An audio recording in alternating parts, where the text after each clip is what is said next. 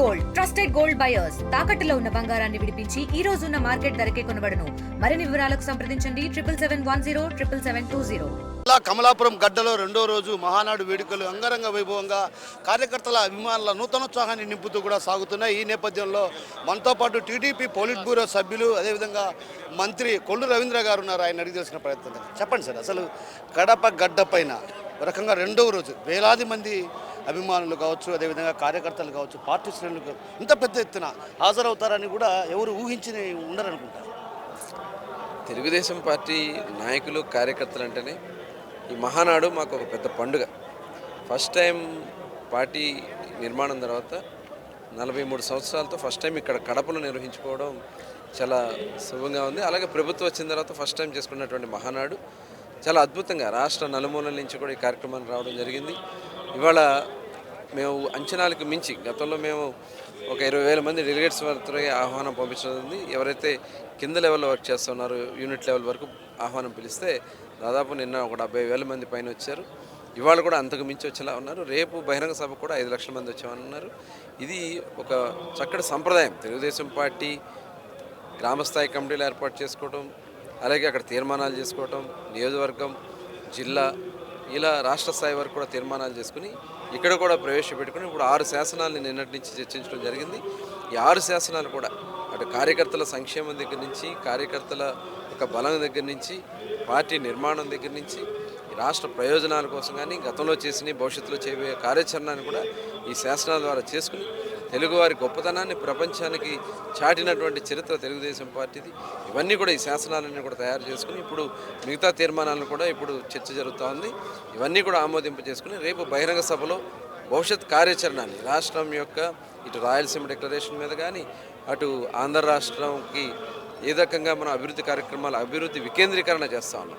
ఇవన్నీ కూడా అటు అమరావతి నిర్మాణం, ఇటు రాయలసీమ ప్రాంతాల్లో ఇక్కడ రావాల్సినటువంటి పరిశ్రమలు, అలాగే ఇక్కడ హార్టికల్చర్కి సంబంధించి కానీ అభివృద్ధి చేయాల్సినటువంటి విషయాల మీద రాయలసీమ ఏరియాలో తీసుకోవడం, అట్లాగే ఉత్తరాంధ్రకు సంబంధించి ప్రాజెక్టుల మీద, తీర ప్రాంతాల్లో ఉన్నటువంటి పోర్టుల మీద, ఇవన్నీ కూడా రేపు బహిరంగ సభలో ముఖ్యమంత్రి గారు ఒక రాష్ట్ర ప్రణాళికని, అక్కడ భవిష్యత్ ప్రణాళికని రేపు బహిరంగ సభలో తెలియజేయబోతారు.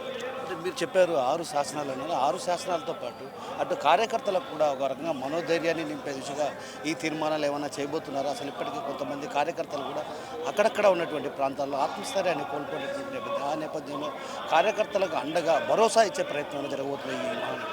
ఈ కార్యకర్తే అధినేత. తెలుగుదేశం పార్టీ ప్రతి కార్యకర్త ఒక అధినేతగా భావిస్తారు. ఆ రకంగానే వాళ్ళు గ్రామ స్థాయిలో కూడా ప్రజా సమస్యల గురించి, ప్రజా సంక్షేమం గురించి మాట్లాడతారు. ఇవాళ పార్టీకి కూడా ఇవాళ మేము సభ్యత్వం పెట్టుకున్నాం. ఎవరైతే కార్యకర్త ప్రమాదశాత్తు చనిపోతే గతంలో ఇచ్చే 2 లక్షల నుంచి 5 లక్షలు చేసుకున్నాం. ఇదే కాకుండా వాళ్ళ పిల్లలకి ట్రైనింగ్స్ ఇచ్చి, అలాగే వాళ్ళకి స్కిల్ డెవలప్మెంట్ చేసి వాళ్ళకి కూడా జాబ్స్ వచ్చే అవకాశం కల్పిస్తున్నాం. ఆరోగ్య సమస్యలు వస్తే ఆరోగ్య సమస్యలు పరిష్కారం చేయడానికి అటు ఎన్టీఆర్ హెల్త్ హాస్పిటల్స్ నుంచి కానీ, అలాగే వైద్య శిబిరాలను కండక్ట్ చేయడం కానీ ఈ కార్యక్రమాలు చేస్తున్నాం.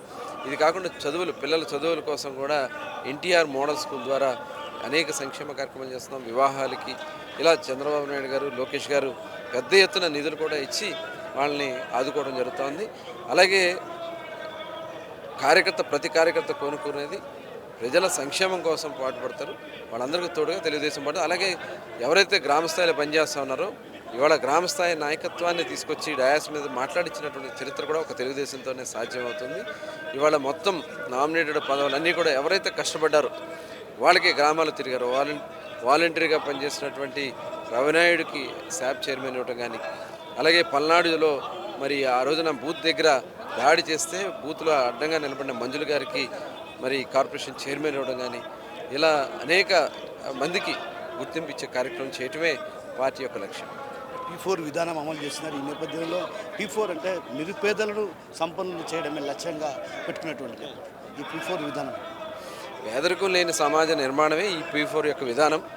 గతంలో ఈ రాష్ట్ర అభివృద్ధిలో ముఖ్యమంత్రి గారు ఆ రోజు ప్రవేశపెట్టినటువంటి PPP మోడల్ అంటే ప్రైవేట్ పబ్లిక్ పార్ట్నర్షిప్, ఇప్పుడు పీపుల్ పార్ట్నర్షిప్ కూడా కలిపి ఎవరైతే మనం ప్రతి గ్రామంలో ఉన్నటువంటి పేదరికంలో ఉన్నటువంటి గుర్తించి వాళ్ళకి అటు ఆర్థికంగా, వాళ్ళకి విద్యాపరంగా సపోర్ట్ చేయడానికి దాతలు కూడా ముందుకు వస్తే ఆ కార్యక్రమే ఈ ఏదైతే P4 ప్రోగ్రాం, దానికి కుటుంబ సాధికార సారథులు, ప్రభుత్వ అధికారులు, అలాగే పార్టీ నుంచి కూడా సపోర్ట్ చేస్తూ అక్కడ ఉన్నటువంటి ఎవరైనా స్పాన్సర్స్ ముందుకు వస్తే వాళ్ళ సపోర్ట్ కూడా తీసుకుని అన్నీ కలిపి వాళ్ళని అభివృద్ధిలో తీసుకురావడమే ఈ P4 యొక్క విధానం. పేదరికం లేని సమాజ నిర్మాణమే ఈ ప్రభుత్వం యొక్క విధానం. చివరిగా ఒక్క మాట, మీకు ఎన్టీఆర్ను భారతరత్న అవార్డు ప్రకటించాలి అన్నటువంటి డిమాండ్ ప్రధానంగా వినిపిస్తుంది. ఈ మహానాడు వేదికగా కూడా కొందరు అక్కడక్కడ పోస్టర్లతో తిరుగుతున్న పరిస్థితి. సో ఈ నేపథ్యంలో ఈరోజు జరగబోయే మహానాడు తీర్మానాల్లో ఎన్టీఆర్కు భారతరత్న ఇవ్వాలనేది ఏమన్నా మీ పొలిటిక్ బ్యూరో సభ్యులు ఏమైనా తీర్మానం చేసే అవకాశాలు ఉన్నాయా? భారతరత్న ఇవ్వాలనేది చాలా కాలంగా ఉన్న డిమాండ్. ఎందుకంటే తెలుగువారి యొక్క పౌరుషాన్ని, తెలుగువారి యొక్క ఆత్మస్థైర్యాన్ని ఆ రోజు చూపించినటువంటి వ్యక్తి ఎన్టీ రామారావు గారు. అటు సినిమా రంగంలో కూడా ఆయన చేసినటువంటి సేవలు, అటు పౌరాణికంగా కానీ ఒక సందేశాత్మకమైన చిత్రాలు కూడా ఆ రోజు ఆయన నిర్మించి చైతన్యం తీసుకొచ్చారు. అలాగే రాజకీయాల్లోకి వచ్చిన తర్వాత వినూత్నమైనటువంటి కార్యక్రమాల రూపకల్పన, సంక్షేమ కార్యక్రమాల రూపకల్పన చేసి ఇవన్నీ కూడా ముందుకు నడిపినటువంటి ఏకైక వ్యక్తి ఎన్టీ రామారావు గారు. తప్పకుండా వారికి భారతరత్న ఇవ్వాలనేది ప్రతి ఒక్కరు కూడా కోరుకుంటున్నారు. తప్పకుండా మరి కేంద్ర ప్రభుత్వం కూడా పరిశీలన చేస్తుందని భావిస్తాం. సో మొత్తం మీద మహానాడు వేదికగా పలు అంశాలు తీర్మానం చేశాం. అయితే ఈ నేపథ్యంలో ఎన్టీఆర్కు భారతరత్న ఇవ్వాలన్న డిమాండ్ మొదటి నుంచి ఉంది. అయితే P4 విధానంతో ఏదైతే పేదలు ఉన్నారో పేదలను ధనికులను చేయడమే లక్ష్యంగా P4 విధానం, త్వరలో ఆ దిశగా అడుగులు వేయబోతున్నాం అన్నటువంటి విషయాన్ని మనతో పాటు ఉన్నటువంటి పోలిట్ బ్యూరో సభ్యులు మంత్రి కొల్లు రవీంద్ర గారు చెప్తున్నారు. Over to studio. India Pakistan తాజా అప్డేట్స్ కోసం డౌన్లోడ్ చేసుకోండి RTV లైవ్ యాప్.